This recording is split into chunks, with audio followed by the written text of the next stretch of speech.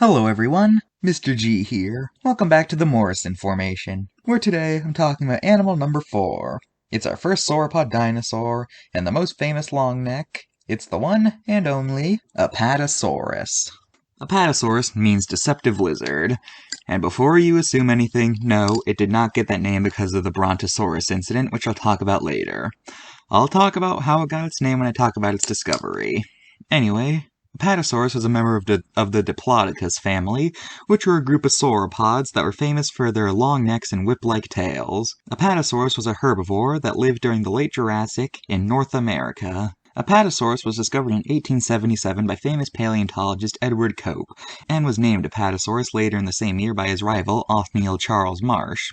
He named the creature Apatosaurus because its skeleton looked more like a mosasaurus skeleton than a dinosaur skeleton, and such he gave the creature a name that implied that its skeleton was very deceptive. Like all sauropods at the time, it was believed that Apatosaurus was an aquatic animal because at the time paleontologists couldn't comprehend the idea that creatures that big could possibly support their own weight on land, so they thought that sauropods spent most of their day in water, eating aquatic plants. However, eventually this theory got discredited after they realized that their skeletons weren't built in a way that could have supported them having an aquatic lifestyle, and that they were more than capable enough of supporting themselves on land. Apatosauruses were big animals. They could reach anywhere from 75 to 90 feet long.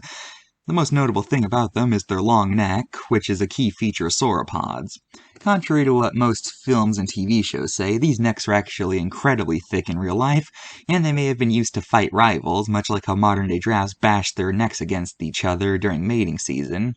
Another notable thing about Apatosaurus is its long whip-like tail. A key feature of Diplodocus is it's believed that Apatosaurus uses its tail in order to scare off predators such as Allosaurus or Torvosaurus. Another notable thing about Apatosaurus is that, like all sauropods, its teeth were not great at chewing. Instead, its teeth were better at scraping leaves off of branches and forcing them into its mouth, at which point it would swallow them whole.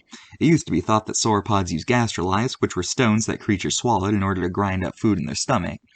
However, this theory is no longer really believed due to a lack of evidence of gastroliths, and nowadays most paleontologists think that sauropods just had really, really good stomach acid. Now, when talking about Apatosaurus, there is one story that I must absolutely tell. And that story is the Big Brontosaurus debacle. In 1879, just 2 years after Apatosaurus was discovered, its namer, Othniel Marsh, claimed that he had found a more complete skeleton of another species of sauropod. He named the animal Brontosaurus, which means thunder lizard, and for a while people accepted that it was a new species. However, upon closer examination of their bones, paleontologists declared that the two species are actually one and the same, and since the name Apatosaurus was older, the name Brontosaurus was declared no longer viable for the species. And for nearly 100 years, that's the way things were. At least until 2015, when a re-evaluation of the bones, where it turns out that there actually were enough differences for Brontosaurus to be declared a separate genus from Apatosaurus, meaning that Brontosaurus is its own genus once again. And that is the story of the thunder lizard and the deceptive lizard. Now that we've gotten the basics out of the way, let's compare it to the card and see how well it's held up. As you can see, they gave it a yellow and black coloration.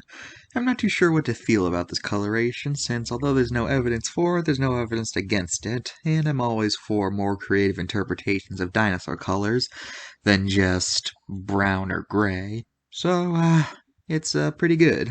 Now, you might notice those holes at the top of its head. Yeah, about that. You see, it used to be thought that sauropods had their nostrils on top of their head like whales do.